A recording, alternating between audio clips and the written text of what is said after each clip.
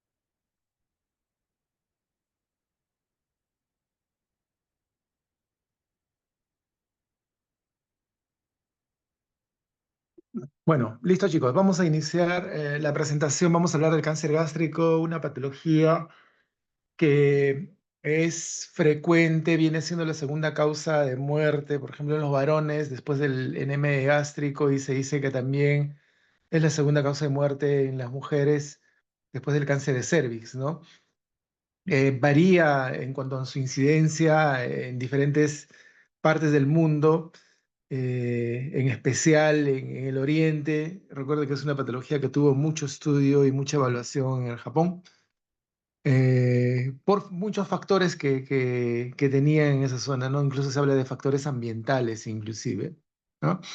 Entonces, es una neoplasia maligna, obviamente, que se origina de la mucosa gástrica, y como se origina de la mucosa gástrica, por ende, el mayor tipo o el mayor número de tipos de cáncer gástrico que vamos a encontrar va a ser de tipo adenocarcinoma. En realidad, adenocarcinoma es una denominación para todas las neoplasias malignas que se encuentran a lo largo del tubo digestivo. Encontramos adenocarcinoma en el esófago, pero distal, recuerden, proximal es escamoso. Encontramos adenocarcinoma en el duodeno, en el colon, intestino delgado, en el recto, en la vesícula, el apéndice, por ser de tipo glandular, por el epitelio que tiene, ¿no es cierto? Corresponde al 95% de las neoplasias malignas. El 5% debe estar representado por los linfomas, ¿no? No son muy frecuentes. Y finalmente tenemos a los famosos tumores GIS, que son los tumores del estroma gastrointestinal o los tumores de las células intersticiales de Cajal, ¿no? Las células de sostén. Englobarían el 100% de los tipos de tumores, ¿no? El tipo histológico que se encuentra con mayor frecuencia está en relación a la clasificación de Lauren. Y recuerden que Lauren clasifica la neoplasia gástrica en dos grandes tipos: en un tipo histológico de tipo intestinal y otro de tipo difuso, cada uno con una característica ampliamente estudiada y desarrollada, ¿no? Es así que, por ejemplo, una de las características del tipo intestinal está en las formas glandulares, ¿no? Eh, Tienen una armonía y una distribución un poco más. Bueno, ahora no se está presentando así, ¿no? Tiende a presentarse en pacientes de mayor edad. No estamos hablando de los 60, 70, 80 años. Y en realidad la patología gástrica es frecuente en este tipo de edad, en este tipo de pacientes, a partir de los 60, 70, 80.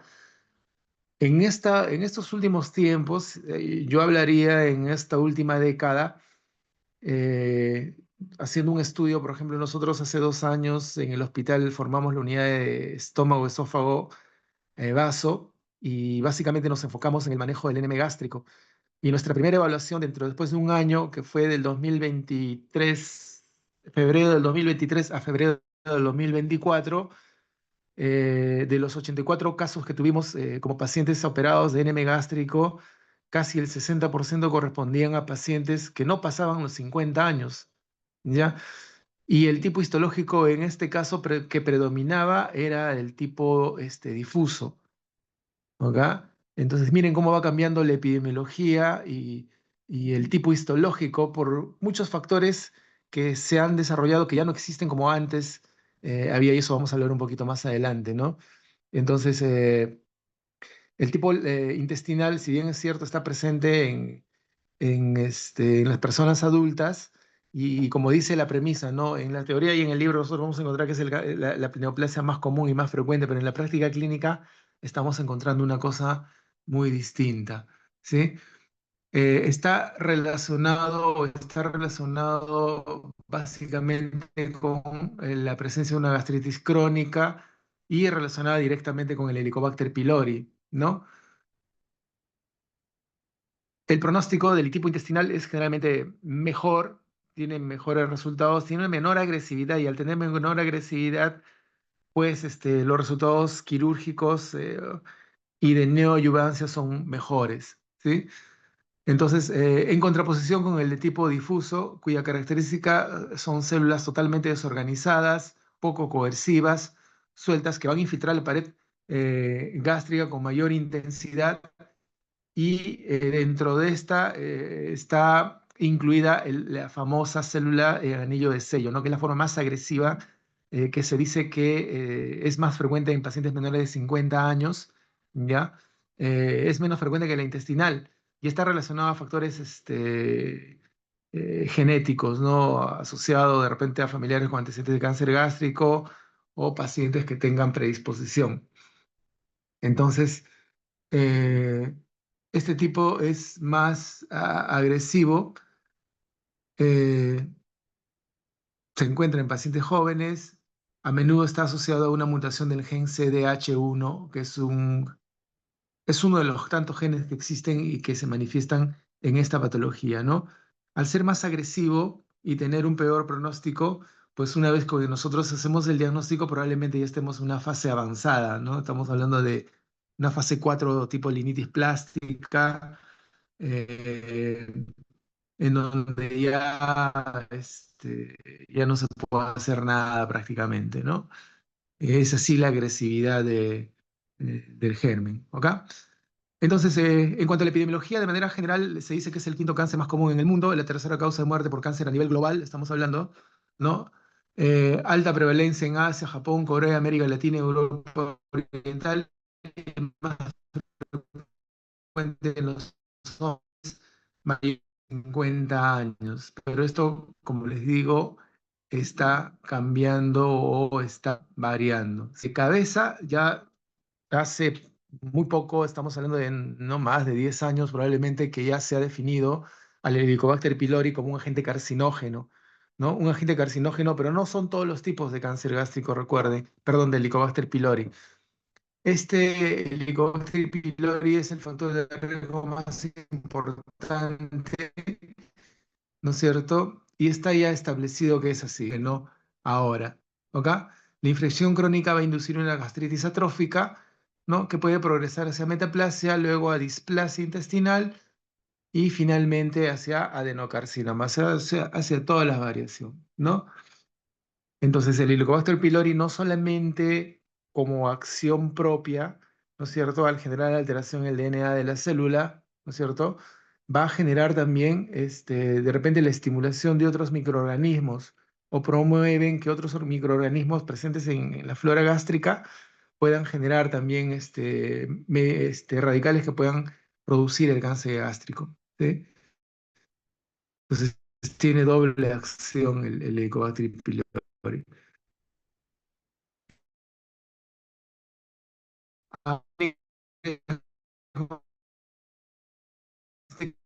un eh, en elevado consumo de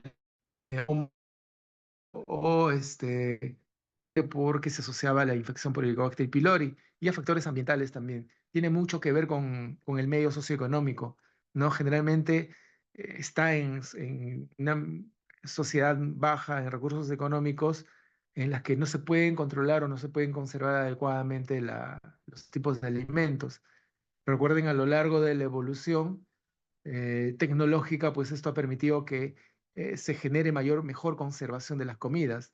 La refrigeración ha permitido esto, ¿no? Pero muchos no tienen acceso a la refrigeración y siguen consumiendo comidas guardadas. Y lo que hacían antes, ¿no? Lo que hacían antes, si preguntamos a nuestras abuelitas probablemente, para mantener, por ejemplo, las carnes sobre todo, salaban la carne y lo secaban al sol, ¿no? De tal manera que generaba un cierto ahumado o simplemente se conservaba seca la carne y eso consumían. Entonces, debido a los compuestos nitrogenados o las nitrosamidas que tenían estos elementos, se generaba una mayor predisposición a la presencia del cáncer gástrico. Entonces, la conservación de los alimentos y el desarrollo tecnológico por los medios de conservación ha hecho que por lo menos uno de los tipos que están relacionados con este factor, que es el intestinal, haya disminuido, pero el otro, que no está asociado a este medio, sino que tiene mucho que ver con factores oncogénicos, ¿no? O factores hereditarios, sea el que se manifieste con mayor frecuencia. De alguna manera se puede decir que se ha controlado este factor dietético parcialmente, sí, y esto ha hecho que disminuya, sí. La evolución del diagnóstico pronto, por ejemplo, la endoscopía alta, también hace que el diagnóstico sea precoz, que ante cualquier molestia, pues el paciente vaya o encuentre múltiples opciones para poder hacerse una endoscopía y tratar en la medida posible de diagnosticar lo más tempranamente posible. Si no tempranamente posible, por lo menos hacer un diagnóstico ya sea de un carcinoma avanzado y algunas veces o muy pocas veces de un early cancer, ¿no? Como vamos a ver más adelante. Entonces, todo esto hace pues que este tipo de cáncer en el caso del intestinal, asociado a al tipo de dieta y asociado a la presencia de Helicobacter pylori, pues haya disminuido, ¿no? Y el que haya aumentado es el de tipo difuso, ¿no? En personas jóvenes. Y como les comentaba, en el estudio que nosotros hicimos, el mayor porcentaje de pacientes que operamos en el servicio en un año eran pacientes con patología difusa, anillas, células en anillo de sello y menores de 50 años, ¿no? Menores de 50 años, ¿ok? Muy bien, el tabaco, para todo el tabaco está presente, tabaco y alcohol, ¿no es cierto? Para todo está presente. Predisposiciones genéticas, como ustedes pueden ver acá, síndromes hereditarios, el cáncer gástrico hereditario asociado al CDHD, mutaciones genéticas, como hemos visto, el CDH1, ¿no es cierto? Codifica la cadenina, y el síndrome Lynch, que está asociado a lesiones del colon, conjuntamente con el ovario, ¿no es cierto?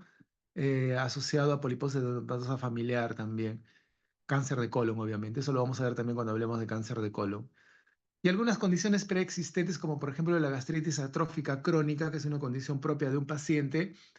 Anemia perniciosa. La anemia perniciosa también está íntimamente relacionada al cáncer de tipo difuso. Acá. Cirugía gástrica previa. Por ejemplo, los pacientes que son gastrectomizados tienen mayor posibilidad de desarrollar cáncer gástrico que los pacientes no gastrectomizados, ¿no? Se hablaba, por ejemplo, del grupo sanguíneo A también como un factor de riesgo, pero también nosotros valoramos este estudio y de los 85 pacientes que nosotros operamos con neoplasia gástrica, ¿no? En el Hospital Loaiza, en este año que les comento, todos tenían grupo sanguíneo B. O sea, no podíamos tomar como referencia este factor de riesgo. Y en un momento nos preguntamos, si nuestra población, preguntamos con los hematólogos, inclusive, el tipo de sangre que predomina, el grupo sanguíneo y factor RH que predomina acá es el O positivo, ¿ya? Entonces no podríamos aplicar como factor de riesgo este A acá en nuestro medio, ¿no? Entonces hay muchas cosas que la literatura nos dice, pero no podemos aplicar, pero sí lo tenemos que tener como concepto, ¿sí? ¿Cuáles son las manifestaciones clínicas? Pues las manifestaciones clínicas van a ser variadas, ¿no es cierto? Desde un inicio larvado, asintomático, ¿no es cierto? Y que después se pueden transformar en síntomas comunes que se engloban dentro de lo que se denomina dispepsia, ¿no? Y la dispepsia está asociada de repente a sensación de dolor abdominal tipo urente, de repente reflujo, pirosis, ¿no? De repente náuseas, sensación de plenitud, sensación de llenura precoz, ¿no? Eh, Pérdida de peso, seguida de la falta de apetito o la anorexia, ¿no es cierto? A medida que va avanzando la enfermedad, pues el diagnóstico, perdón, el dolor epigástrico se va haciendo un poco más intenso, ¿no es cierto? Y cuando ya estamos en fases avanzadas y se generan complicaciones, como por ejemplo el sangrado, la hematemesis o la melena, que son muchas veces la razón por la que los pacientes vienen a la emergencia, ¿sí? A ver, ¿quién tiene el micrófono prendido? Vamos a ver. Álvaro Olivares Lee. Listo. Muy bien. Entonces, y finalmente tenemos la clínica, esto lo vamos a ver dentro de la evaluación clínica del paciente, ¿no? Vamos a tener signos de enfermedad avanzada. ¿Y cuáles son estos signos de enfermedad avanzada? Por ejemplo, si yo evalúo a un paciente, tengo que hacer mi estadiaje, ya cuando viene con diagnóstico, no hago mi estadiaje. Y el primer estadiaje que tengo que hacer es el estadiaje clínico, que me habla de la enfermedad avanzada. ¿Y qué es lo que tengo que buscar? Dentro de mi evaluación, primero tengo que buscar el ganglio de Virchow, ¿no es cierto? Que es la adenopatía supraclavicular izquierda. Ahí busco. Luego, la adenopatía axilar, Airich, y la adenopatía umbilical, o lo que se llama la hermana María José. Entonces, la presencia de estas adenopatías a mí me dice que la enfermedad está avanzada, ¿no? ¿Qué otro signo de enfermedad avanzada tengo que buscar? Pacientes con NM gástrico diagnosticados que vienen probablemente con síndrome ascítico. Entonces yo evalúo un abdomen distendido, incluso con circulación colateral y oleada positiva. Síndrome ascítico me habla ya de infiltración a nivel del peritoneo, o sea, de una carcinomatosis. Por ende, es un paciente con una enfermedad avanzada. Y es más, si encuentro esto, ya me dice que la enfermedad ya es inoperable, ¿no es cierto? Ya no es candidato a cirugía este paciente. Ajá. ¿Qué más? ¿Algún otro signo de enfermedad avanzada? Sí. Por ejemplo, la infiltración peripélvica, ¿no es cierto? O lo que se denomina el anaquel de Bloomer. ¿No? A través de un tacto rectal evaluamos y encontramos toda esa zona totalmente indurada, pétrea. Entonces me indica que ha habido una siembra transcelómica a través de la pared, ¿no es cierto? Han caído células eh, este, eh, oncológicas y han desarrollado infiltración en esta zona. Entonces, en el anaquel de Bloomer, la induración pélvica que se evalúa a través de un tacto rectal pues me indica que también tengo una enfermedad avanzada en el paciente, probablemente ya inoperable, ¿no? Porque también me habla de carcinomatosis. Y finalmente el tumor de Krukenberg, ¿no es cierto? Que es la infiltración a nivel ovárico. Esos son los signos clínicos que yo tengo que buscar en todo paciente con NM gástrico para tratar de valorar la clínica perdón, el estado avanzado de la enfermedad, ¿no? Y tratar de determinar si este paciente tiene operabilidad o no. Entonces hago mi estadiaje clínico, durante mi evaluación. ¿Ok? ¿Cómo hago el diagnóstico del NM gástrico? El diagnóstico fuera de la evaluación clínica, obviamente vamos a ver el gol estándar probablemente va a ser la endoscopía alta, ¿no es cierto? La endoscopía digestiva alta conjuntamente con la biopsia, que es el gol estándar. No hay otra, ¿no es cierto? Entonces la endoscopía alta me va a dar primero el diagnóstico, ¿ok? La sospecha diagnóstica, y el diagnóstico puede ir desde una enfermedad temprana, ¿no es cierto? O lo que se conoce como early cancer, que es una enfermedad que no va a pasar más allá de la mucosa o de la muscular de la mucosa, ¿no?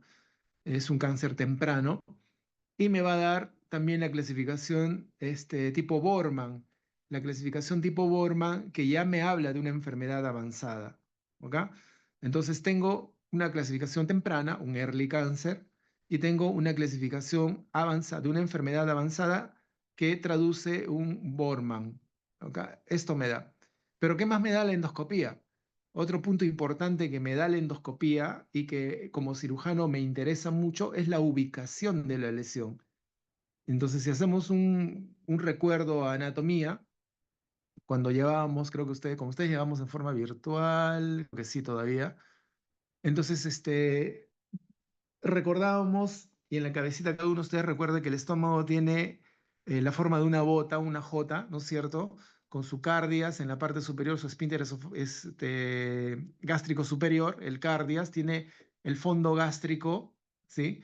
Luego tiene el cuerpo gástrico, luego tiene el antro y finalmente termina en el píloro, ¿no? Con su curvatura menor y su curvatura mayor. Esa es la distribución, esa es la forma de las partes del estómago. Entonces, ¿por qué es importante la ubicación? Porque dependiendo de la ubicación, yo le voy a plantear el tratamiento quirúrgico, lo que vamos a hacer a este paciente. ¿Sí? Entonces, doctor, usted me dice que si usted encuentra una lesión a nivel antral, eso significa que le vamos a sacar todo el estómago. Técnicamente no, ¿no es cierto? Porque si yo encuentro una lesión antral y teniendo que tener márgenes libres de lesión por lo menos de 5, no más de, no menos de 5 centímetros, entonces yo podría quitarle la mitad del estómago y el antro píloro y la primera porción del duodeno, ¿no es cierto? Con la intención de tener márgenes libres de lesión. Entonces estaría hablando de una gastrectomía, una hemigastrectomía o una gastrectomía subtotal, ¿no? Entonces, si yo encuentro una lesión a nivel del cuerpo, o en el fundus, sí tendría que hacerle una gastrectomía total. Entonces, este concepto se da en base a la ubicación de la lesión, pero actualmente, a medida que pasa el tiempo, también tenemos otro concepto. Por ejemplo, si yo encuentro una lesión antral y esta me sale de estirpe intestinal muy diferenciada, ¿no es cierto? Entonces, probablemente lo que tenga que hacer es una gastrectomía total, sin importar la ubicación de la lesión, porque ya estoy hablando de una neoplasia agresiva, de una neoplasia que probablemente tenga, pueda generar recidiva en el paciente. Entonces, en este paso, indistintamente de la ubicación, yo debería plantearle una estrectomía total, ¿sí? Entonces, ¿para qué me sirve la endoscopía? Gol estándar, diagnóstico a través de la biopsia, la ubicación y las características de la lesión, ¿sí? Eso es lo más importante. Doctor, a ver, un paciente que viene por hemorragia digestiva alta y la mayoría de los pacientes que no se hacen sus controles y vienen a la emergencia por hemorragia digestiva alta, y están relacionados a cáncer gástrico, son pacientes en los que el endoscopista pues no puede hacer mucho o nada, porque el sangrado de un cáncer gástrico es muy distinto al de una úlcera péptica o una úlcera gástrica, es totalmente distinto y el manejo es totalmente distinto. Y a veces estos pacientes terminan en sala de operaciones, ¿no? Y en sala de operaciones recuerden que no puede hacerse pues una gastrectomía arreglada, simplemente se hace el manejo y el control.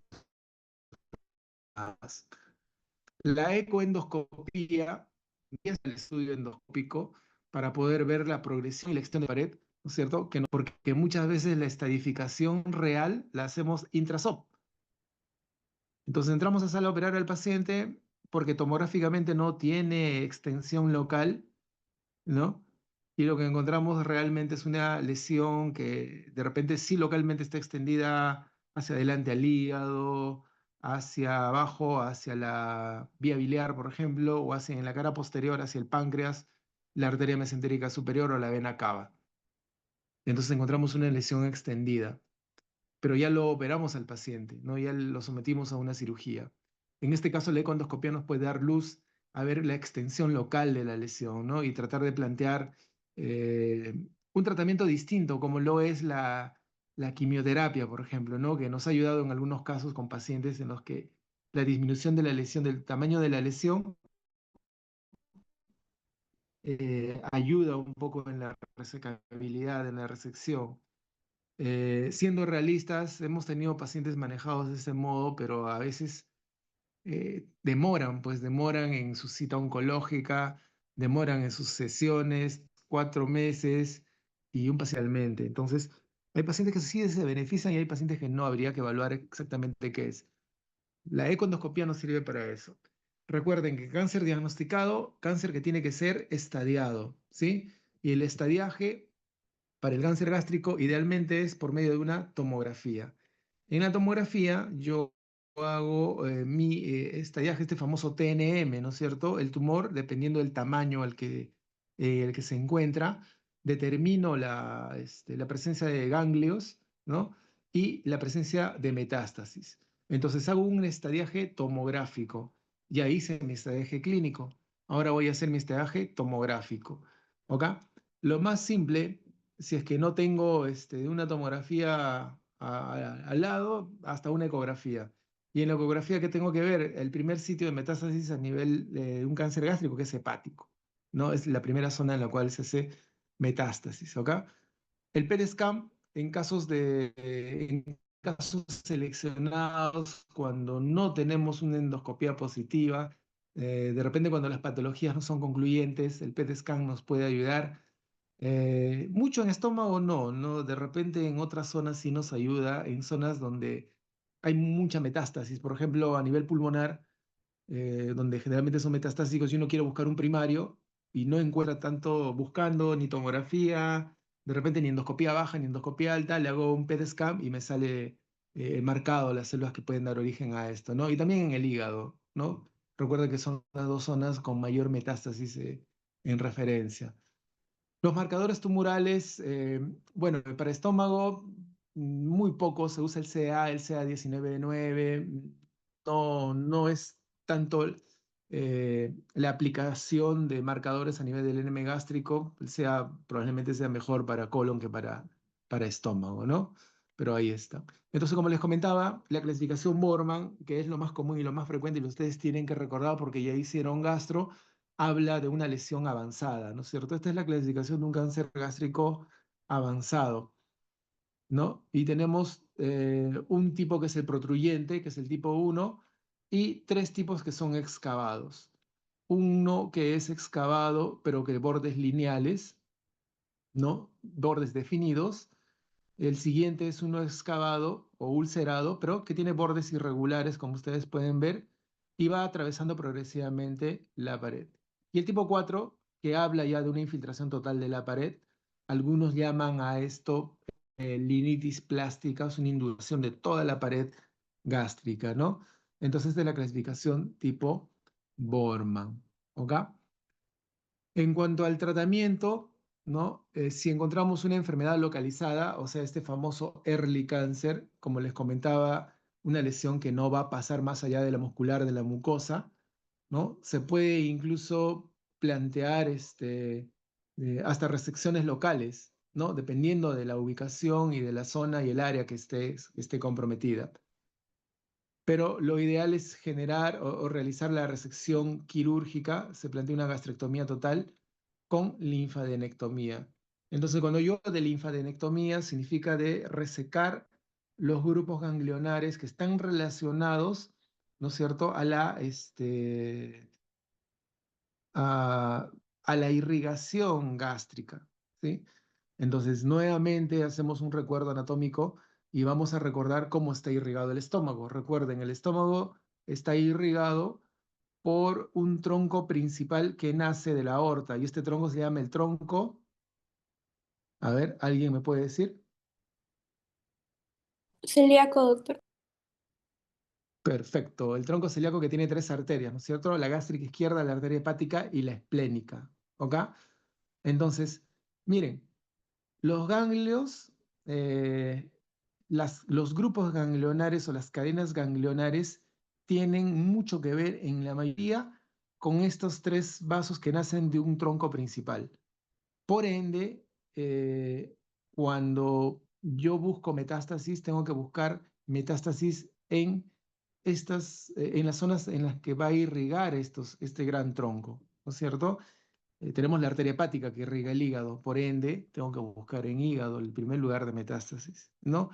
Tenemos la arteria esplénica, entonces tengo que buscar en el vaso, ¿ok? Incluso algunos estudios anteriores, estamos hablando de 10 o 15 años atrás, planteaban como resección, que vamos a hablar en un poquito, incluso hacer esplenectomías debido a la relación que tenía este vaso con la arteria esplénica, ¿no? Y finalmente la gástrica izquierda, ¿no? La gástrica izquierda que va a irrigar toda la curvatura menor del estómago. Recuerden que la hepática se divide en dos, una hepática propiamente dicha y la gastroduodenal. La gastroduodenal a su vez va a dar la famosa gástrica derecha que va a ir a irrigar toda la curvatura mayor o parte de la curvatura mayor, ya que el resto lo va a irrigar la arteria esplénica con sus ramos cortos, ¿no? Entonces, cuando yo hablo de resección gástrica con linfadenectomía, me estoy refiriendo a grupos ganglionares que están relacionados eh, con este grupo vascular, ¿no es cierto? Entonces, es así que nosotros hemos identificado 16 grupos ganglionares, de los que son más reconocidos y los que son más, deben estar presentes, ¿ok? Y se dice que la resección tras una gastrectomía, ¿no? Se debe realizar por estaciones o resecciones, ¿no? Hay una disección o resección 1, R1 muchas veces lo llaman, y esto ha sido una referencia tanto de la escuela japonesa como de la escuela americana, ¿ya? Para no confundirlos, vamos a hablar de grupos de la primera estación, grupos de la segunda estación, resección R1, resección R2, algunos hablan de D1 y de sección D2, ¿ya? Entonces, ¿a qué hacen referencia? A la disección ganglionar. Entonces, aquellos que mencionan como resección uno están hablando de los grupos ganglionares que se encuentran alrededor del estómago. Y es así que tenemos al grupo uno, grupo 2, cardial derecho, cardial izquierdo. Tenemos al de la curvatura menor, que sería el 4, al de la curvatura mayor, que sería el 5, ¿no? Al suprapilórico 6, 5 y al infrapilórico 6, ¿no es cierto? Entonces, la resección de este grupo ganglionar corresponde a un R1. Entonces, no se está, se dice que con esto no se logra una cura definitiva del paciente. O sea, una resección 1 no lleva a un resultado positivo para el paciente. La resección 2, en la que incluye hasta el grupo ganglionar 12, ¿no? Sí se considera como una cirugía, si es que se hace esta disección ganglionar, entre comillas, curativa. ¿Por qué? Porque no vamos a dejar islas, ¿sí? ¿Alguien tiene una pregunta? Entonces, la posibilidad de no dejar eh, neoplasia en estos grupos ganglionares y que pueda generar después una recidiva el paciente de esta neoplasia, ¿no? Entonces, hablando del grupo 7, 8, estaríamos hablando del grupo de la gástrica izquierda, del tronco celíaco, de la arteria hepática, del hilo hepático, de la arteria esplénica, del hilo esplénico, ¿no? Entonces, todo este grupo de este ganglionar, la disección y generar la resección de este grupo ganglionares, me habla de una disección 2 o R2, que es la que procuramos hacer todos con intención curativa en el paciente. Pero muchas veces nosotros nos preguntamos, nosotros ya estamos enfrentándonos a una enfermedad avanzada, porque la gran mayoría de los pacientes que también operamos vienen con un Borman 3 o un Borman 4. Borman 3 o Borman 4. Un poco porcentaje vienen en estadio early, vienen con un diagnóstico temprano. Entonces, nuestra expectativa es alta, nuestra expectativa es buena. Hacemos resecciones ganglionares, disecciones 2, pero estamos haciendo disecciones 2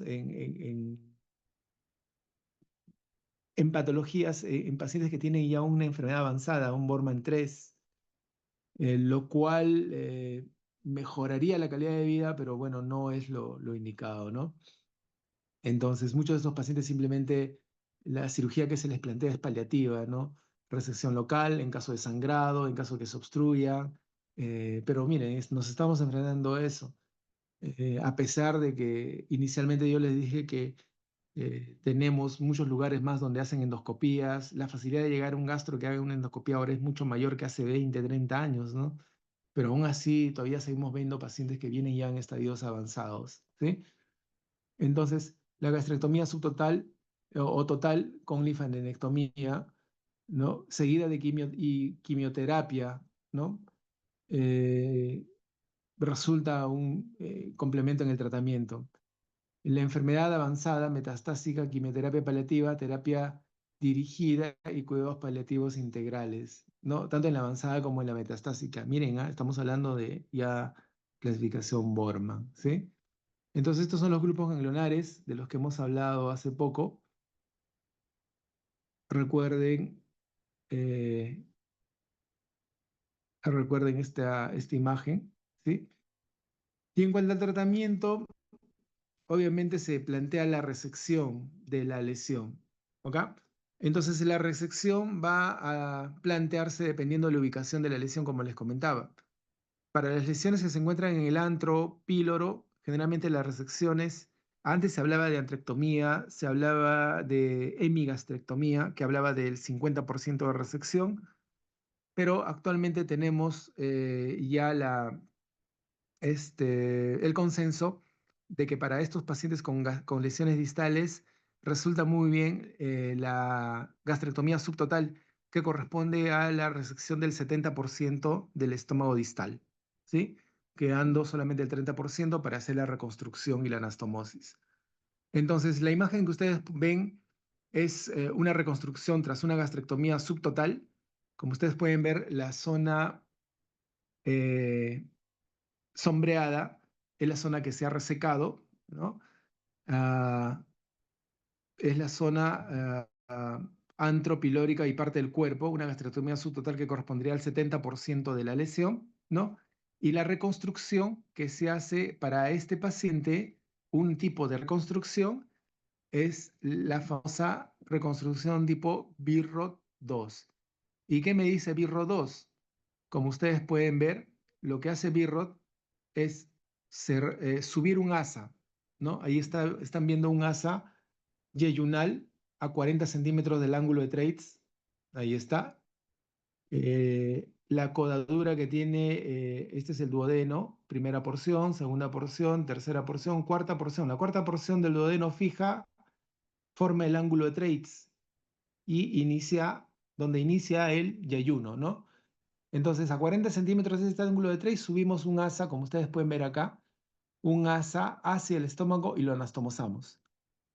Entonces, la Bilro-2 es una gastroyeyunoanastomosis, ¿ok? En asa, algunos llaman asa omega también, ¿ya? En la que el contenido gástrico pues llega al estómago a través del esófago y discurre a través de un asa que sale del estómago. Justo este asa, donde está la palabra yeyuno, es el asa eferente, porque sale del estómago. Y este asa que llega al estómago es el asa aferente. Este asa aferente que llega al estómago trae consigo la secreción biliar y la secreción pancreática que va a llegar hacia la anastomosis gastroyeyunal y luego desciende a través de el asa eferente que sale, ¿no es cierto? Entonces, ¿qué es lo que no es la más recomendada, pero sí se hace bastante? ¿Por qué no? Porque toda la secreción biliar y pancreática pues va a ponerse en contacto con la mucosa gástrica acá. Y hasta donde recordemos, la mucosa gástrica no está adaptada para recibir secreción pancreática y biliar, ¿no? Sí secreción ácida, normal, pero secreción pancreática o biliar no está acostumbrada. Entonces podemos generar desde una gastritis salina hasta cambios metaplásicos en el estómago y es la menos fisiológica probablemente de todas las reconstrucciones que existen, no de todas, de las tres que hay, ¿ok? Entonces, algunos por este motivo han ideado hacer una entero anastomosis. Es como si esta colita amarilla del páncreas que está apareciendo ahí sería una unión entre estas dos asas. Entero anastomosis para para que la secreción biliar y pancreática simplemente no llegue a la anastomosis gastroyeyunal, sino pase de un asa hacia el otro. ¿Sí? Entonces es un complemento. Sin embargo, aún así no es muy fisiológica. La reconstrucción que es más fisiológica es esta, la famosa Y de Rux. ¿Sí? Entonces, ¿a qué se refiere con Y de Rux? La Y, ¿alguien quiere hablar? A ver, ¿alguien quiere preguntar tal vez? Ledesma Elsa. ¿Alguna pregunta? No. Muy bien, entonces, ¿a qué corresponde la famosa Y de Rux? La Y de Rux también es una gastroyeyunoanastomosis, pero en vez de subir un asa, como arriba lo hemos mencionado, igual a 40 centímetros del ángulo de Treitz cortamos un asa. Como ustedes pueden ver acá, se corta este segmento B y C. Ahí está. B y C se corta y el segmento C, van ustedes a ver que va a ser el que va a subir hacia el estómago a anastomosarse. Ahí está. El segmento C sube para anastomosarse con el estómago. El segmento B, perdón, que era el proximal, se va a anastomosar un poco más abajo, aquí en un punto que se ha denominado D. Entonces se anastomosa acá abajo. Y se forma una especie de Y, si ustedes pueden ver. de tal manera que el contenido gástrico, cuando el paciente ingiere, ingresa al estómago, pasa a este asa única eferente, ¿no es cierto? Y más abajo se va a encontrar con todo el contenido biliar y pancreático que va a traer el duodeno, su segunda, tercera y cuarta porción, y se juntan en esta pata, así lo llamamos, donde se forma la anastomosis y se van a encontrar tanto la comida, los alimentos, perdón, y la secreción biliar y pancreática del paciente. Esta es la más fisiológica, ¿ya? Es la más fisiológica y la que actualmente estamos haciendo para todo tipo de reconstrucción. Esta, nuevamente, esta imagen es una gastrectomía subtotal, porque la lesión está acá, mire, casi antral, ¿no?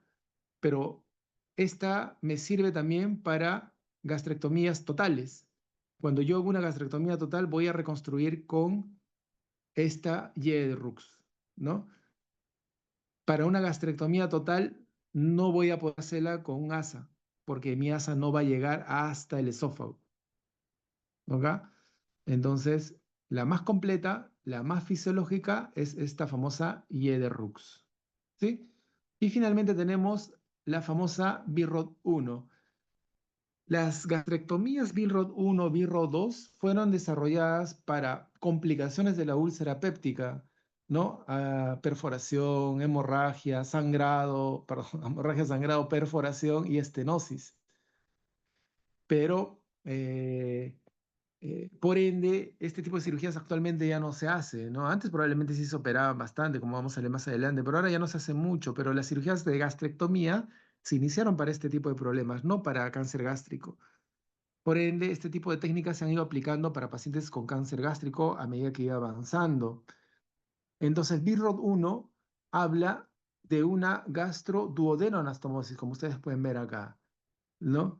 Pero si de manera, desde el punto de vista oncológico, yo sé que para un cáncer gástrico tengo que tener por lo menos 5 centímetros de margen libre de lesión, entonces no aplica una BIRROD 1. ¿Por qué? Porque estaría haciendo una duodeno-anastomosis y si tengo que tener 5 centímetros de margen libre de lesión, estaría llegando incluso hasta la segunda o tercera porción, si soy muy exagerado, para hacer la anastomosis con el estómago y eso no se puede porque recuerden que el duodeno a partir de su segunda porción es retroperitoneal y además es fija, ¿sí? Entonces, esta BIRROD 1 que ya no se hace hasta ahora. La última vez que vi un BIRROD 1 fue hace 20 años aproximadamente. Después no hay descripción de una. Entonces, esta BIRROD 1 se hacía en pacientes que tenían patologías benignas, como una estenosis de repente una úlcera péptica, ¿no? Como complicación de una úlcera péptica. Entonces ya no se realiza este tipo de procedimientos actualmente. Entonces, la BIRROD 1 es una gastroduodenoanastomosis. Sí nos sirve como concepto, como teoría y para poder preguntarles en el examen, ¿sí? Muy bien. ¿Hasta acá alguna pregunta, chicos? Doctor, disculpe una consulta. Sí. ¿Sí? Con respecto a las resecciones de las adenopatías que mencionó, en el caso de la resección 1, mencionó que se hacían desde el grupo 1 hasta el grupo 6, ¿verdad? Y en el de 2 se hacía Correcto. o sea, se hacían todos los Hasta el grupos, 12. hasta el 12. No, hasta el 12 nada más. Sí, hasta el 12. ¿Ya? Ajá, El o sea, 13, se 14, hacían 15 y desde el 6 16, hasta... Ah, claro. ya. O sea, mira, cuando haces una D2, en bloque ya está saliendo la estación 1, ¿no es cierto? Del 1 al 6. Eso ya sí sale. Y Ujú. además estás haciendo resección de la 6 a la 12. Ah, Hay una ya, o sea, se disección hace que es del 1 al la, 12. claro, sacas todo. Sacarías de la 1 a la 12. No es que solo saques de la 6 a la 12. ¿Sí? ¿Se entiende? Sí, doctor. Tenía una consulta respecto a esa resección que usted mencionó que, bueno, ya no dejas islas para que pueda formarse infectarse esos ganglios o, bueno, hacerse metástasis. Em, ¿No comprometería también la función inmunológica del paciente en el caso del cáncer, ya que es importante para los pacientes, ¿no? Que su estado inmunológico esté bien? ¿No comprometería esa parte? Ya. No tiene nada que ver con el estado inmunológico, más bien las adenopatías que se forman en estos grupos ganglionares son respuesta a esta enfermedad, ¿no? Entonces, no tiene nada que ver con la inmunidad. No son, no funcionan como, por ejemplo, las amígdalas o las células que están dentro del intestino, como en el apéndice, por ejemplo, o como el vaso. No son órganos linfoides secundarios. A eso me refiero.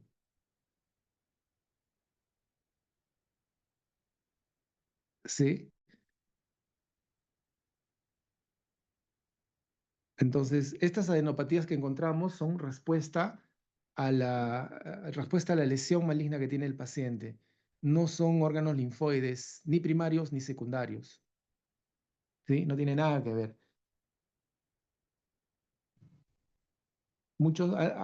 Inicialmente, por ejemplo,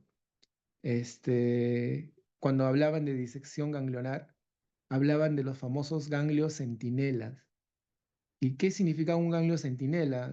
Podrías escoger de repente cualquier ganglio, cualquier grupo ganglionar, hacías un estudio patológico y de repente salía negativo o de repente salía positivo.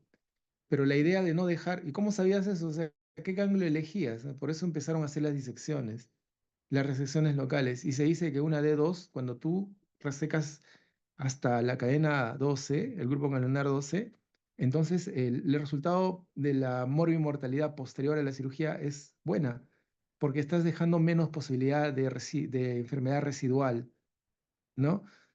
Entonces, pero también se ha visto de que existen ganglios, el grupo 13, el grupo 14, el grupo 15, 16, pero son de ubicación un poco más compleja, paraórticos, retropancreáticos, de la mesentérica inferior, de la mesentérica superior, perdón. Entonces, ya la disección de esos grupos ganglionarios, porque es ir rebuscar estas adenopatías en estas zonas, ya no trae mayor beneficio al paciente. Inclusive les comentaba que por diseminación, por ejemplo, cuando se hablaba de lesiones que se encontraban en el cuerpo, como el cuerpo y el fondo eran irrigados por las gástricas, perdón, por los ramos cortos de la arteria esplénica, ¿no? Entonces, algunos cirujanos también recomendaban durante la resección gástrica, porque como era el cuerpo, tenías que hacer gastrectomía total y debías incluir esplenectomía. Debíamos incluir esplenectomía. De repente esa es tu pregunta, ¿no? Claro, al sacar el vaso sí generas una repercusión inmunológica y especialmente como creo que ya tuvieron la clase de vaso o recién van a tener, creo que recién van a tener, pero cuando sacas el vaso sí resecas, sí estás comprometiendo la inmunidad. ¿Por qué? Porque el vaso es un órgano linfoide secundario, ¿no es cierto? El vaso forma linfocitos T. Entonces sí estás comprometiendo la función inmunológica, ¿no? Pero por la posibilidad de diseminación, algunos incluso recomendaban hacer esplenectomía en estos pacientes. Pero bueno, no se hace eso, ¿no? Simplemente se busca los ganglios a las adenopatías en estas zonas. Estamos hablando de los grupos 10, ¿no? 11 y 10. Y no se reseca. ¿Alguna pregunta, chicos?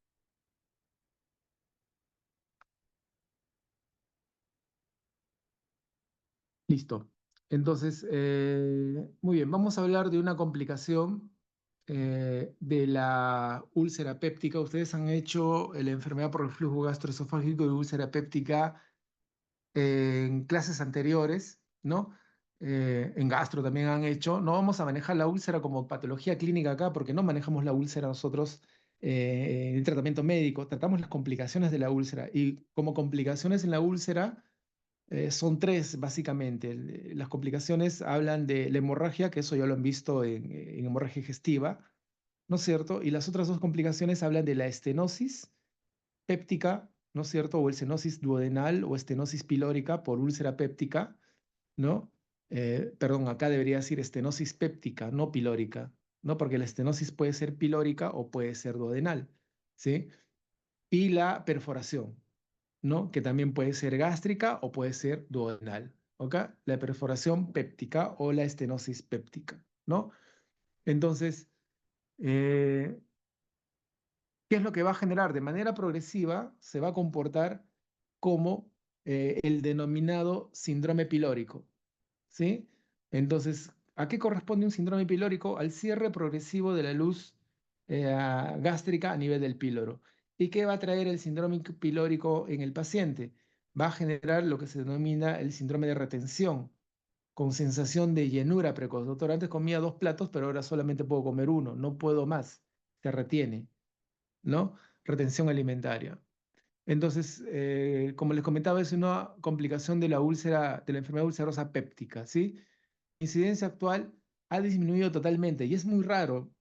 Es tan raro de que, por ejemplo, en esos 2 años que nosotros funcionamos como unidad de estómago en el Hospital Loaiza, eh, ya comunidad definitivamente, solamente yo he visto, hemos operado un promedio de 5 o 6 pacientes con úlcera péptica, por estenosis con úlcera péptica, obviamente cirugías selectivas, ¿no? Entonces, no es una complicación muy frecuente. ¿Por qué? Recuerden la evolución, ¿no? La evolución en el arsenal gástrico para el tratamiento de la úlcera péptica ha avanzado grandemente a lo largo de estos 20 años posiblemente, ¿sí? Entonces nos ha ayudado primero la industria farmacéutica. Hace 20 años que yo inicié mi especialidad, hace 20 años que yo, poquito más, hace 25 años que yo era estudiante de medicina, y así como ustedes también tenía mi famosa dolor epigástrico de úlcera, ¿no? Previo examen, post examen, previo fin de año, todo. Entonces, no era muy fácil encontrar un gastroenterólogo al costado del hospital, ni siquiera en el hospital. Miren, yo hice mi especialidad en el hospital, lo hice el 2005. Y el 2005, ¿ah? Estamos hablando de 20 años atrás, nada más. ¿Ok? Para mí, ustedes de repente tienen 20, 22 años, para ustedes es toda una vida. Pero hace 20 años, en el Hospital Loaiza, por ejemplo, los domingos, sábados en la tarde y domingos no había gastroenterólogo. Y si venía un paciente con hemorragia digestiva alta, lo que teníamos que hacer era, el jefe de la guardia llamaba al gastroenterólogo de Retén, la ambulancia salía a recoger al gastroenterólogo de Retén, iba a buscar a la enfermera, a la licenciada, al técnico, al radiólogo y se venían al hospital y hacían la endoscopía. Hace 10 años, un poquito más, ya existe una unidad de, no, un poco menos, hace 5 años más o menos, ya existe la unidad de hemorragia digestiva en la emergencia del hospital con un gastroenterólogo todos los días, 24 horas, y que manejan así los casos. Eso es un gran avance, por ejemplo, ¿no es cierto? Entonces la accesibilidad ya está, sale uno del hospital o está pasando por una avenida concurrida y encuentra gastroenterólogo, gastroenterólogo, gastroenterólogo. Entonces sí hay más accesibilidad, ¿ok? Lo otro, se encontraba el agente principal y causal, que es el Helicobacter pylori, y cuando uno lo detecta, lo trata. Y ya lo tratamos con medida dirigida, ¿no? Ya son esquemas ya dirigidos para el Helicobacter pylori.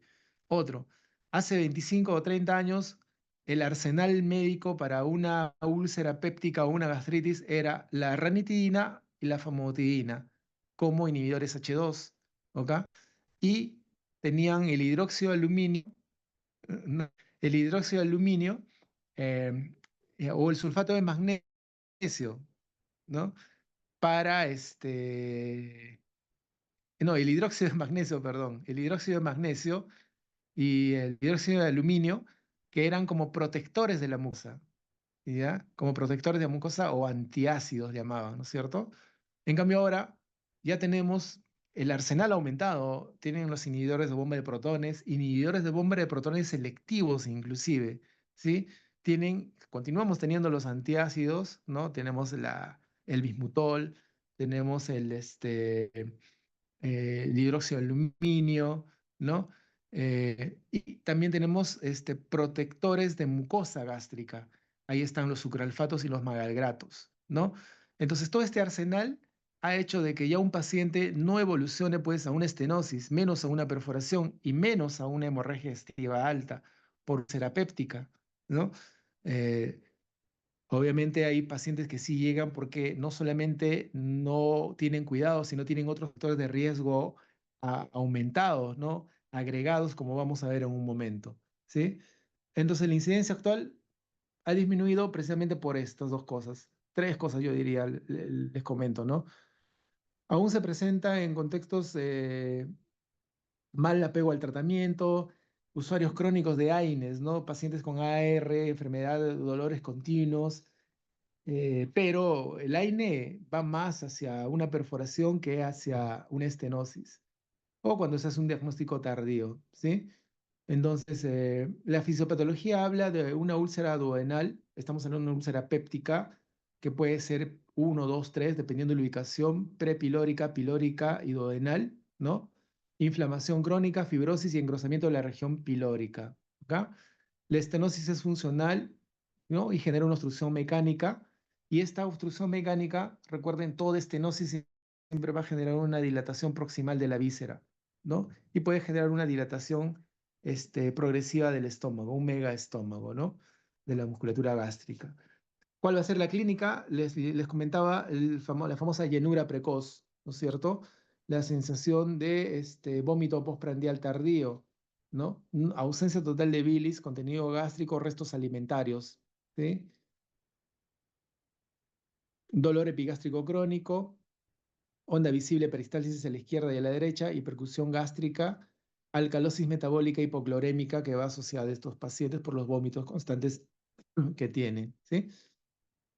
El diagnóstico netamente va a ser endoscópico, ¿no? Imágenes. Podemos hacer un esófago, estómago o duodeno contrastado, donde vamos a ver la estenosis localizada a nivel antral.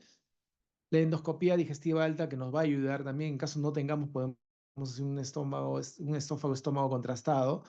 La endoscopía alta, además de ver la lesión, nos va a permitir también hacer biopsia, porque recuerden que como síndrome pilórico está la estenosis pilórica, pero también está el NM gástrico o el NM de esa zona, ¿no es cierto? La neoplasia gástrica en esa zona, ¿sí? Listo. Laboratorio dice, alcalosis metabólica hipoclorémica hipocalémica, hemoconcentración y hemoderivación. ¿Ok? Endoscopía digestiva alta, visualización directa del estenosis, como les comentaba. Y la tomografía abdominal en caso haya sospecha diagnóstica, ¿no? Y, perdón, sospecha de cáncer gástrico, pero la endoscopía me va a ayudar bastante en ese aspecto. Ajá. ¿Y cuál es el tratamiento? Bueno, inicialmente, el tratamiento finalmente es quirúrgico. Ya la reposición hidroelectrolítica es para manejar el medio interno del paciente. Un momentito, por favor.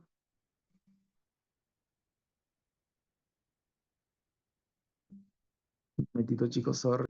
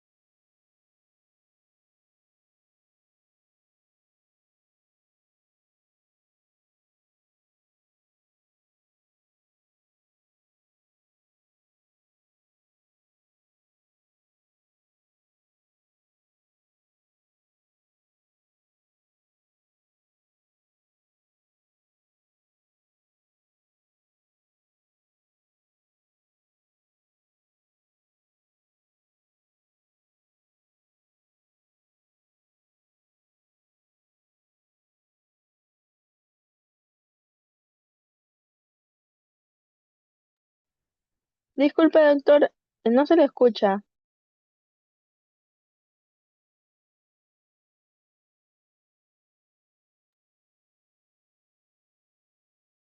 Ah, ¿ahora me escuchan? Ahora sí, doctor. Listo. Yo pensé que tenía el micrófono apagado, pero sí. Bueno, les comentaba de que la mayoría de los pacientes siempre van a terminar en manejo quirúrgico, porque ya una vez establecida la estenosis, incluso con dilataciones endoscópicas, pues terminan en cirugía estos pacientes. A pesar de que diagnosticamos el Helicobacter pylori, damos tratamiento, generamos, damos los inhibidores de bomba de protones, una sonda nasogástrica para la aspiración. Finalmente los pacientes pueden terminar o terminan en sala de operaciones, ¿no? ¿Y cuáles son las indicaciones para la cirugía? Fracaso en el tratamiento médico, estenosis orgánica confirmada por imagen, sospecha de malignidad y pacientes con síntomas crónicos y deterioro nutricional, ¿no? Entonces, si veo que mi paciente no come porque está cerrado y no se alimenta o toma agüita nada más y veo que ha perdido peso, nutricionalmente se está descomponiendo, lo tengo que operar, ¿no? Si no tolera alimentos, si cierre 100%, más del 90% del cierre de la luz, ya tengo que entrar a operarlo, pues, al paciente. ¿Y qué es lo que hago en este paciente? Mi cirugía puede ser, no digo simple, pero puede ser tan radical como una antrectomía, ¿no? Y recuerden que la BIRROT 1, ¿ya? Acá sí puedo hacer BIRROT 1, porque recuerden, esto es benigno, ¿ya? No, no tiene ningún componente malignidad. Yo no tengo que tener 5 centímetros de borde margen libres de lesión. Por ende, simplemente se reseco la zona de la estenosis y hago una BIRROT 1. O sea, hago una antrectomía y una duodenogastroanastomosis. Esa es una BIRROT 1, por ejemplo. Pero que en este momento les comento, no tenemos muchos pacientes. Otro tipo de tratamiento es hacer esto, que se llama igual, duodenogastroanastomosis. Entonces, es una resección longitudinal tanto del duodeno como del estómago y se anastomosa, ¿no es cierto?, en forma longitudinal. Esta es la famosa piloroplastia de Finney, ¿sí? Piloroplastia de Finney. Estos son términos técnicos que ustedes los tienen que conocer, pero no tanto, porque es más son términos técnicos. Si fuesen residentes de cirugía, sí les exigiría que sepan la técnica y en qué consiste, ¿no? Pero esta es una forma, por ejemplo, de hacer, si está estenosado, yo bypaseo el píloro uniendo el antro gástrico con la primera porción duodenal. Esto es una gastroduodeno-anastomosis, ¿ok? Entonces estas son las denominadas técnicas de piloroplastia. Ajá. ¿Cuál es la otra técnica de piloroplastia? Esta, y que es más conocida, ¿no es cierto? Esta es la famosa Heineck-Mikulitz. Heineck-Mikulitz, por ejemplo, va a hacer una incisión longitudinal, como ustedes pueden ver en la figura A. Hay una incisión longitudinal, se cortó la imagen, pero se entiende que es longitudinal al eje del píloro, ¿sí? Pero el cierre se hace en forma vertical. En B, ustedes están viendo que el cierre va de arriba hacia abajo, en forma vertical. Acá en A, el corte es horizontal, ¿no? Paralelo al eje del píloro, ¿sí? Entonces hago una sección horizontal, pero hago una sutura vertical, ¿ok? Esta es la famosa Heineck-Mikulitz, la famosa piloroplastia, ¿ya? Y un dato tercero que ustedes tienen que conocer por ser de historia, ¿sí? Estas famosas técnicas de vagotomía. Pero la vagotomía iba complementario a una estenosis, pero era más usada para los pacientes con úlcera péptica que sangraban, ya hemorrágicas, ¿sí? Y ustedes tienen ahí el nervio vago que está seccionado, como ustedes pueden ver, en su entrada o en su salida directamente del tórax hacia el abdomen, ¿no es cierto? En su ingreso al abdomen. Esta era la famosa vagotomía troncular. Y la vagotomía troncular seccionaba al vago solamente a la salida del diafragma, del hiato esofágico, ¿no es cierto? Y al seccionar el nervio vago, ¿no es cierto? Se generaba, obviamente, las fibras nerviosas que terminaban en las células del antro, que estimulaban la secreción de ácido, pero también seccionaban estos ramos que están por acá, ¿no es cierto? Que parece una estrellita, acá, que se llama los troncos, los ramos celíacos, que iban a inervar tanto a la vía biliar como a la vesícula, ¿sí? Entonces, además, la sección troncal del nervio vago generaba, ¿no es cierto?, una interrupción en la inervación del píloro, de tal manera que este píloro se contraía totalmente y no se relajaba. Entonces, ¿qué tenía el paciente con una vagotomía troncular? La vagotomía troncular generaba disquinesia biliar, ¿sí? No funcionaba adecuadamente la bilis y además generaba una hipertrofia pilórica, ¿no? En el paciente. Entonces, esta, por ejemplo, era una técnica que usaban en cirugías de emergencia con de repente menos tasa de recidida, claro, menos tasa de recidida porque cortabas todo de una sola, ¿no? Ya no había estímulo para la secreción gástrica, pero también ya no había estímulo para el funcionamiento adecuado de la vesícula. Y lo que es peor, estenosabas totalmente el píloro porque lo mantenías contraído. Entonces tenías que hacer una técnica de piloroplastía acá. Entonces, ¿qué es lo que hacías? Cortabas el vago y le hacías un Heineck-Mikulitz. Esto le hacías para cortar el píloro, o sea, hacías una piloroplastía para evitar la retención producto de la contracción del píloro, ¿no es cierto? Muy bien, esto es lo que primero se hacía, ¿ok? Entonces vino otro y dijo, ¿saben qué? Yo no voy a cortar el tronco propiamente dicho, para que mi paciente no haga disquinesia biliar y no tenga muchos problemas después. Lo que voy a hacer es solamente cortar por debajo de estos ramos, ¿no es cierto? Como ustedes pueden ver acá, por debajo de los ramos celíacos. Y aquí ustedes ven la estrellita y por debajo de la estrellita está cortado. Esta es la vagotomía selectiva.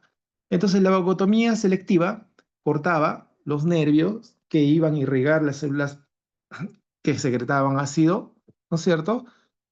Pero también cortaban las que gobernaban el píloro. Y por ende, este paciente también tenía que tener una piloroplastía. Se agregaba un procedimiento más, ¿ok? Entonces, podían hacer esto o podían hacer una antrectomía, ¿no? En la emergencia. Pero si hacían una antrectomía, ya no tenían por qué hacer vagotomía, porque al hacer la antrectomía ya te estabas llevando todo, ¿no? Entonces ya no había razón de hacer vagotomía. Entonces hubo uno más avisado que dijo, ¿saben qué? Yo lo que voy a hacer es respetar estos ramitos que están llegando hacia el píloro y solamente voy a cortar los ramos que están inervando a las células principales para que eviten la secreción gástrica o el estímulo de la célula G-gastrina en esta zona. Y salió la gastrectomía proximal o ultraselectiva. Entonces, la ultraselectiva, como ustedes pueden ver, conservaba el ramo celíaco, los ramos que llegan hacia el píloro, pero seccionaba los ramos que van a ir a inervar, ¿no es cierto?, la producción de ácido gástrico. Con esto se cortaba totalmente el estímulo para la secreción de ácido. Ultra selectiva con una alta tasa de recidiva, porque para esto tenías que ir y empezar a cortar ramito por ramito, una cosa que no es muy fácil que digamos. Acá en la imagen sí lo vemos bien facilito, pero cuando estás en Intrasop, no, ¿no? Estas técnicas, chicos, va para la historia, va para que les hagamos preguntas en el examen, pero sí tienen que conocerlo, porque técnicamente ya no se hace. ¿Por qué no se hace? Porque ya hemos hablado arriba, los pacientes ya no están llegando con hemorragia digestiva alta, ya se maneja mucho mejor. Endoscópicamente ya se manejan las hemorragias por úlcera péptica con con mayores recursos, ya han visto la clase de hemorragia digestiva, ¿no es cierto? Entonces, ya no hay necesidad de hacer esto, pero sí, pues es historia y ustedes tienen que conocerlo, ¿no? Muy bien. Y estas son las opciones que hemos visto, ¿no? Antrectomía, pueden hacer BIRROD 1, BIRROD 2, una gastroyenostomosis, un bypass, ya sería mucho. La piloroplastía más vagotomía, que es lo que hablábamos acá, ¿no? Una gastrectomía más piloroplastía. ¿Hasta acá alguna pregunta, chicos, de estenosis péptica? Avanzamos entonces con la perforación duodenal o perforación péptica. No solamente es duodenal, sino también es gástrica. Así que también me faltó poner acá perforación péptica, que puede ser gástrica o duodenal. ¿No es cierto? Es una complicación grave de la enfermedad ulcerosa péptica. Segunda complicación más común después de la hemorragia. ¿Ok? Y una alta morbimortalidad o mortalidad si no se maneja a tiempo. Se localiza en un 70% en el duodeno, menos mal es hacia la cara anterior, ya, porque puede perforarse hacia la cara posterior y ahí sí es catastrófico y da menos clínica, menos signos. 30% en el estómago y 10% en otras zonas. En cuanto a la fisiopatología, la úlcera crónica penetra toda la pared, se genera la perforación, el contenido gástrico duodenal cae a la cavidad peritoneal y genera, ¿no es cierto?, dolor agudo. dolor agudo e intenso. Una reacción peritoneal química producida por el jugo gástrico, la acidez gástrica, que genera riesgo de sepsis inmediata, ¿no? ¿Cuáles son los factores desencadenantes? O sea, la historia clínica es un paciente que de repente tiene como factor de riesgo el Helicobacter pylori que no ha recibido tratamiento ni diagnóstico. Además, súmenle a eso que de repente es un paciente consumidor de AINES o sin necesidad de tener HP, un paciente que sea consumidor crónico de AINES, ¿no? El estrés fisiológico, ¿no? Así que chicos, tranquilos, los exámenes son suaves. Y bueno, no les hablo de alcohol y de tabaco porque está en todo el alcohol y el tabaco, ¿sí? Entonces, en la clínica, esta va a ser el prototipo. Y yo no sé si a ustedes fue que les comenté que probablemente el prototipo de un abdomen agudo en tabla, sí creo que hablamos la otra vez de abdomen en tabla cuando hablamos de apendicitis. El abdomen en tabla se va a presentar precisamente en pacientes que tienen perforaciones de víscera hueca, ¿no? Entonces, acá sí voy a encontrar un abdomen en tabla, el famoso abdomen en tabla en mi paciente, ¿sí? Dolor abdominal súbito intenso en epigastrio que se generaliza. Signo de peritonitis, irritación, abdomen en tabla. Los 4 cuadrantes, perdón, los 9 cuadrantes se genera resistencia total. Entonces, náuseas, vómitos, fiebre, obviamente. Va a haber respuesta sistémica, ¿no es cierto? Va a haber taquicardia, hipotensión, shock, que se caracteriza por ser séptico. Y en los ancianos la presentación es insidiosa porque a veces los ancianitos no dan mucha clínica, ¿no? Entonces no llegan a ser abdomen entable ellos, pero sí los encontramos. Miren, otra vez yo operé un paciente que estuvo 3 o 4 días, creo, hospitalizado con una perforación intestinal. ¿Ya? El paciente, recuerden de que, y ahí nos vamos al diagnóstico, ¿ya? Eh, o- Les comento ahorita. El cuadro clínico habla, la historia clínica de repente de un paciente con una enfermedad ulcerosa péptica o un consumo en AINES. En cuanto al laboratorio va a haber leucocitosis, acidosis metabólica y sepsis. Y la imagen, el diagnóstico, ¿no es cierto? Va a ser la presencia de aire libre subdiafragmático, ese famoso signo de llover o el aire subdiafragmático o neumoperitoneo, ¿no? Es una imagen negra entre el diafragma y el hígado que puede extenderse incluso hasta el hemidiafragma izquierdo y da ese famoso signo de alas de gaviota, también lo conoce. Pero el más característico es aire subdiafragmático derecho, signo de llover. Y les comentaba, pues este paciente viene con dolor agudo, no en tabla, y que 3 días antes, durante la analítica, al no ser un buen paciente, le toman sus exámenes, ¿no? Y le encuentran una amilasa en 300 o 400, si no me equivoco. Entonces, este paciente con una amilasa de 400 es pasada a medicina por este cuadro de pancreatitis, ¿no? Y en medicina le estaban dando manejo como pancreatitis aguda. El paciente obviamente fue evolucionando mal, le tomaron una tomografía, no le pidieron una radiografía, que era lo más básico, y en la tomografía se vio pues neumoperitoneo, compatible con perforación. 3 días después entramos a operarlo y ya no les cuento, ya no les cuento lo que encontramos, ¿no? Pero sí fue muy complicado, el paciente falleció al tercer o cuarto día en unidad de cuidados intensivos. Entonces, con esto, moraleja, la clínica es importante, la evaluación es importante, ¿no? Ahora me dirán, doctor, pero tenías 300 de amilasa. Y yo les digo, pues la amilasa es específica para pancreatitis. No, ¿no es cierto? La amilasa puede elevarse en otras condiciones más. Entonces, yo tengo que hacer unidad clínica con los exámenes que yo recibo, ¿no? Y la historia de este paciente no era pues de una pancreatitis, la historia de este paciente era dolor abdominal, no tenía sí tenía un antecedente. Y miren, ¿cuál era el antecedente de este paciente?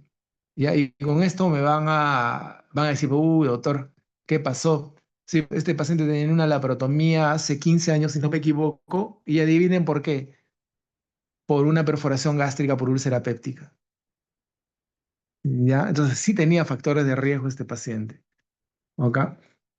Muy bien, entonces miren cómo la evaluación clínica y la historia clínica es importante dentro de una evaluación, ¿no? Y siempre va a ser así, el mejor método diagnóstico que ustedes van a tener y la mejor herramienta que ustedes tienen que desarrollar es la capacidad de desarrollar una buena un buen relato de la enfermedad, una buena anamnesis para encontrar un buen relato, identificar signos y síntomas y hacer un buen examen físico. ¿Ya? El resto, estoy seguro que lo que van a hacer es evaluar con ecografías, radiografías, van a ver el resultado de la amilasa, como hicieron con este paciente.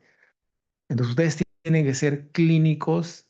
Ustedes tienen que ser clínicos antes que quirúrgicos. ¿Ya? Es importante que desarrollen esa habilidad. Muy bien. El tratamiento quirúrgico de la perforación, toda perforación tiene que entrar a la sala de operaciones, obviamente. Y el tratamiento, por las características de la lesión, porque también pueden ser perforaciones por neoplasia, ¿no? Es muy poco porcentaje, pero pueden perforarse también por neoplasia. Pero las características de una neoplasia son distintas a las de una úlcera péptica, ¿sí? De todas maneras, siempre se hace un reavivamiento de bordes, ¿no? De la lesión, incluso para biopsia, y se hace una rafía primaria, o sea, cierre primario de la lesión. ¿Ok? Si la úlcera es sospechosa de cáncer, tienes que hacer una resección, estando en emergencia, pero tienes que resecarlo, pues no puedes dejarle ahí la lesión. Entonces, cuando las perforaciones son grandes, se cierra con un parche. Y aquí, por ejemplo, esto es una perforación en el que se ha ampliado un poquito y se le ha colocado un parche de Piplon acá, como ustedes pueden ver. Y este parche esta técnica se llama parche de Graham. Es la famosa técnica de cierre de la perforación con el famoso parche de Graham. Ahí está. ¿Sí? Entonces es un pedazo de Piplon que se lleva hacia la perforación y bloquea. Un gran porcentaje no recidía porque es una buena. El estómago, recuerden que tiene una vascularización muy rica, y esa vascularización hace pues que una rafía sea confiable en esta zona, no sea confiable netamente. ¿Sí? Muy bien. Ok, muchas gracias. Para los que no conocen, esta es una foto que encontré. Este es el tren que en los 1980 salía de la ciudad del Cusco, subía el Cerro Pichu y llegaba al arco de Tica y luego bajaba hacia la selva de Quillabamba. Y a la mitad del camino pasaba por Machu Picchu, pues, ¿no? Es el tren Cusco-Machu Picchu. Así era antes, ¿no? Cuando todo era felicidad y no lo sabíamos. Listo, chicos. ¿Alguna pregunta?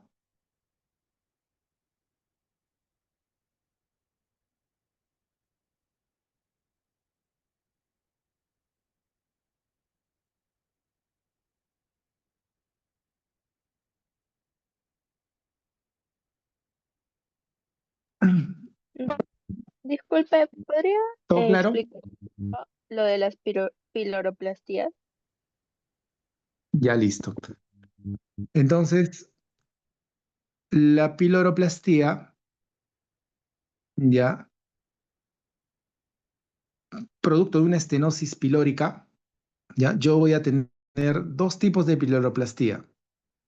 Una que es la fine o fine, ¿no es cierto? En la que yo le voy a hacer un corte a la cara anterior del duodeno en su primera porción y voy a hacer un corte al estómago a nivel de la cara anterior del antro y lo voy a anastomosar. Entonces es una duodeno gastroanastomosis, ¿sí? Una duodeno gastroanastomosis. No es una birroduno, recuerden, ¿sí? Y la famosa miculitz o Heineken miculitz, que es la más conocida, en la que yo voy a hacer una incisión longitudinal de la zona del píloro, como ustedes pueden ver acá. La incisión es longitudinal al eje, pero el cierre es vertical al corte que yo le he dado, ¿no? Ahí está, vertical al corte que le he dado y está terminando así, ¿no? Entonces, en realidad, esta sería la verdadera piloroplastía, ¿no es cierto? O pilorotomía, piloroplastía o pilorotomía, ¿sí? Ya que esta también es una piloroplastía, pero se considera como una gastroduodenoanastomosis, ¿no? La define. Son las dos técnicas que se usan para las estenosis. Ahora, ¿qué es lo que hicimos con estos 5 o 6 pacientes que comento que tuvimos en estos 2 años? ¿no? Sin irnos muy lejos, lo que hemos hecho en ellos es una antrectomía y les hemos reconstruido con una Y de Rux. Hemos hecho esto. Pero hemos hecho una antrectomía, ¿no? En vez de seccionar acá arriba, hacerle total, solo hemos seccionado a la altura donde está marcada con un círculo la lesión. ¡Pac! Y la hemos reconstruido. ¿Sí? Técnicamente es mejor, eh, fisiológicamente es funcional. Y bueno, recuerden que a veces el duodeno, manejar el duodeno o abrir o cerrar es complicado cuando se abre, ¿no? Imagínense que se abra esta duodenogastroanastomosis por el volumen de líquidos que maneja el duodeno. Recuerden el duodeno que llega el conducto de Wirsung con promedio de 1000 de secreción pancreática y también llega el colédoco con 1500 promedio, ya 1000 le pongamos, 1000 de secreción biliar. Entonces ya tengo 2 litros de volumen nada más entre el hígado y el vaso que llega a esa zona. Más la secreción gástrica, otro litro más, son 3 litros. Y si se abre el duodeno, entonces el volumen que yo voy a manejar es totalmente alto.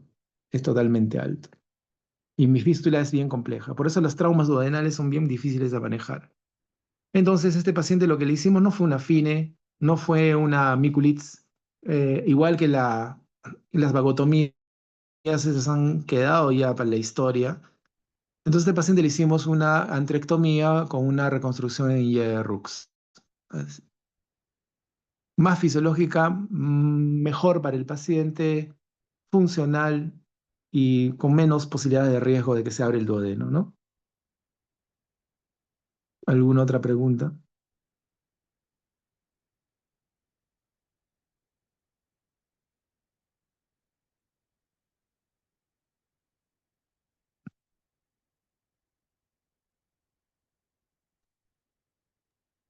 Listo, En chicos. la, Entonces, muchas gracias.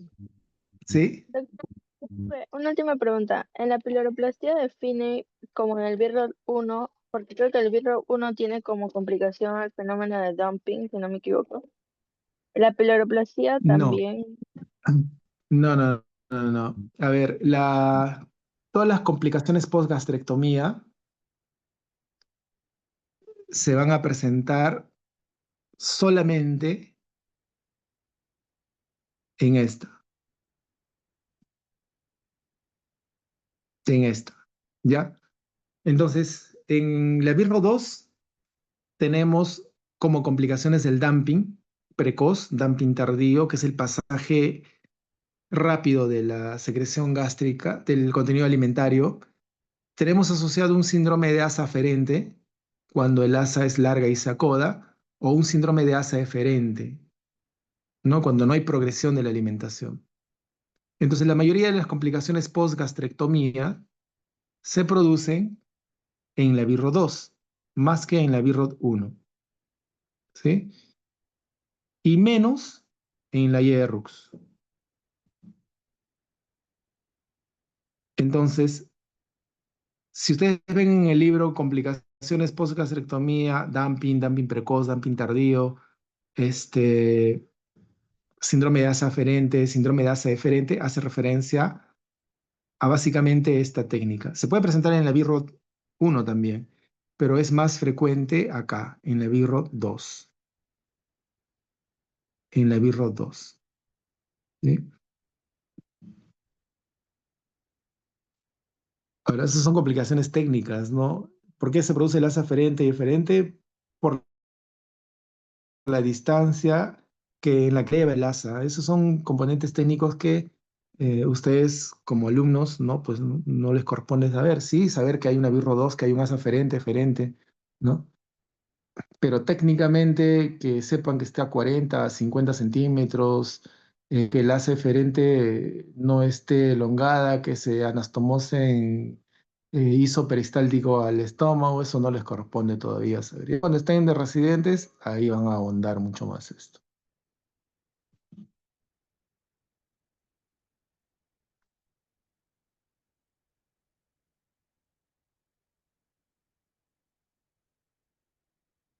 Muy bien. Entonces, miren, mañana tienen la clase de vía biliar o vesícula, creo, con el doctor Lucho Arevalo, y el día jueves vamos a terminar con la clase de colon, NM de colon y enfermedad diverticular, que es la que nos falta. ¿Ok? Y con eso ya completaríamos las clases para nivelarnos y ya continuamos en el mismo horario las demás clases, chicos.